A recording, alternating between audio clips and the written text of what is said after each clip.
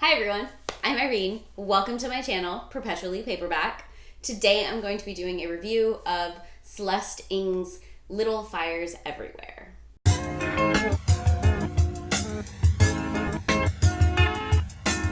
So, Little Fires Everywhere is one that I've just been hearing about a lot. I've actually had many friends that have read it.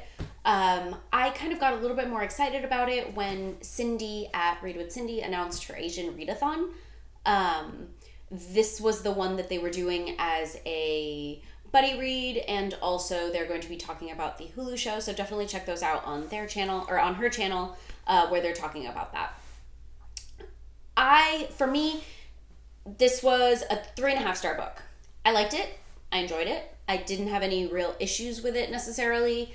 I have reasons for why I gave it like a 3.5 sort of score, but so this story essentially follows two families in Shaker Heights, which is a suburb of Cleveland, as their lives sort of intersect and as their relationships sort of grow together. So the two families are Mia and Pearl, and the Richardsons, who there are a lot of. It's a husband-wife and about four children. And they become friends with Pearl. Pearl and Mia actually rent the Richardsons' rental home. They rent it from the mother, Elena. Essentially, as they start to grow their lives in this town, Mia and Pearl have this very vagabond type life. Mia is an artist, and they move around a lot as she searches for inspiration in her art. And Pearl follows. They end up settling for a little bit through some circumstances that took place that you find out later in the book, that they're going to stick around for a while and develop something a little bit more in Shaker Heights. But just as everyone knows in suburban America, which I also like, I live in a large suburb pretty much. So I would say the only thing that I didn't necessarily like about it is that it felt very familiar to me in a lot of ways, which isn't a bad thing by any means. The structure of the story I really, really enjoyed. It just kind of felt very like, this is how all these people's lives are. This is very much like normal. So that would be the only thing for me that I would say I just didn't care for necessarily so much. But I wouldn't necessarily say that's a deterrent. So as these families start to kind of grow together, basically a lot of the Richardson children, Moody, Izzy, Lexi, and Skip, Rip, Trip.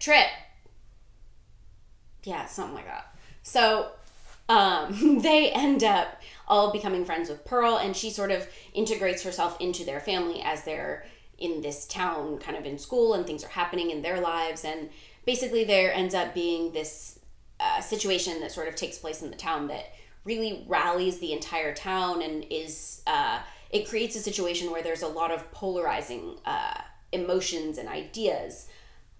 As this is all taking place, this story is told it's super character driven. It is a character study, which normally I absolutely love. I guess for me, all the characters just felt very familiar, so it's not bad.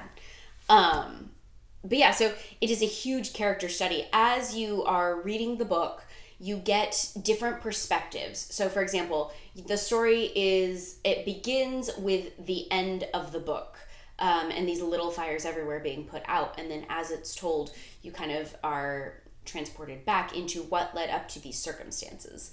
As you are doing so, you get the backstory of almost everyone, in longer or shorter capacities. You don't necessarily need the full backstory of all of the children, because that is not relevant. But the really interesting ones are there to create, and they just create a beautiful depth. Each of these characters feels real and flawed. And I mean, everyone is good and bad. And that's actually one thing I really, really enjoyed about it at the end, is just you're left with this question of like, what is good and what is bad, and where would I be in the situation taking place? And I really, really enjoyed that. Truthfully, I don't know where I stand on any part of what took place in the book, and I don't know that it necessarily matters.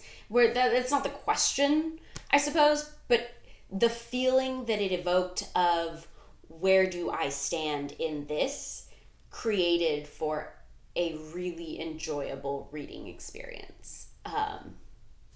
Now, I actually really struggled with the beginning of the book. The first, I heard this in an audiobook, just because it kind of worked out for me. So I ended up, I really struggled with the first 2 hours. I don't know why, I just couldn't get into it.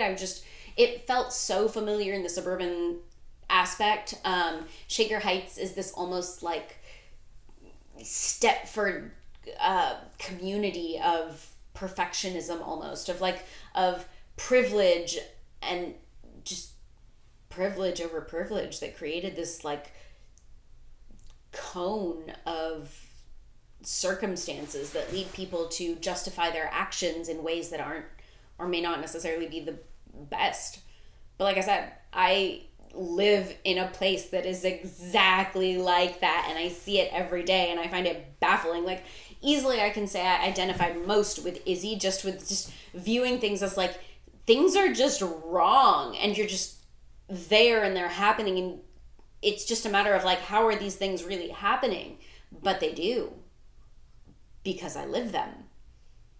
And it's just crazy. It's crazy how so many people can develop a mentality to believe a certain thing because it's generational and situational and locational. That does not make it good. But anyway, those are my thoughts on that. Wow, that was I don't know that was necessarily a tangent, but getting close. Anyway, getting back to the book. So all of these characters' lives intersect, and it largely follows Pearl Warren because she develops this relationship with all of these Richardson children. Moody is the first person that she meets when she's there, and as her relationship with Moody starts to grow, she develops relationships with the other siblings in the Richardson family.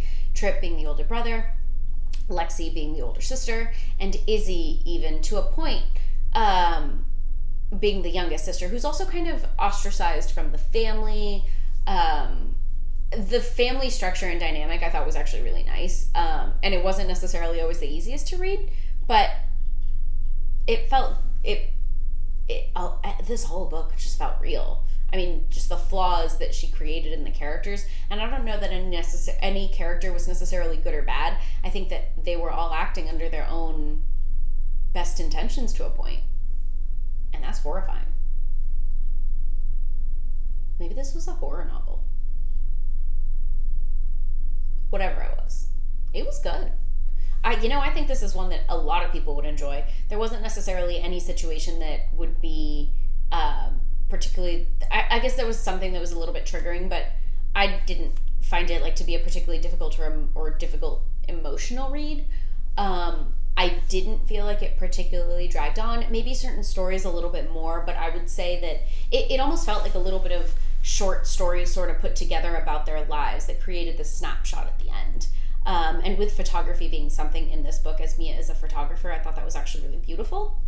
I felt like this was a pretty fast-paced read. The way that it all ends, and I don't want to say anything about this book because I feel like if I say anything about the book, it will ruin it. I guess I can't do spoilers. So I guess my videos are just going to all be spoiler free because I can't tell you anything about the book without telling you exact information. And I don't want to do that. Anyway, I don't know that I particularly liked the end of this book. And I think that's actually one of the reasons why I gave it a 3.5 is I don't mind cliffhanger endings. I don't necessarily mind when it's kind of a think what you will about how it ended. But I feel like we were left at the end of the story right where we started. And anytime that happens, I feel like, was it worth it to go through all of that? Some of the stories were interesting, but a lot of the book was just people causing each other pain. I felt. Yeah. I feel like this was really inarticulate, but I think some of my feelings as I'm talking them out sort of came a little bit, and I'm not mad at it. I guess I I think, yeah, I stand by my 3.5. Yeah, I'm good with that. I think there was enough good about it that made it enjoyable, and I read through it. Once I got to a certain point, I just couldn't stop listening to it. Yeah, I think that's all really positive, and I would love to hear what your thoughts are. I know a lot of people really enjoyed this book. I wonder if some of that is just because it doesn't hit so close to home, I guess. Maybe. Let me know what you thought in the comments. I would really love to talk about this one, especially this one, because I for me, it wasn't a complete stellar. I actually thought I liked it more than I thought I would. So that was pleasantly surprising. But it was kind of what I thought. And no part of the story did I anticipate in any way. I knew that there was two families whose lives intersected, but I had no idea that there were going to be so many kids, and how they intersected was all really good. The way that the story was broken up, I love. I don't necessarily love a linear story. It gave it a lot more, it was fluid. It was great. It was great. Yeah. I'm Irene, this Perpetually Paperback. Talk to me about this book, for real. Okay. See you guys next time.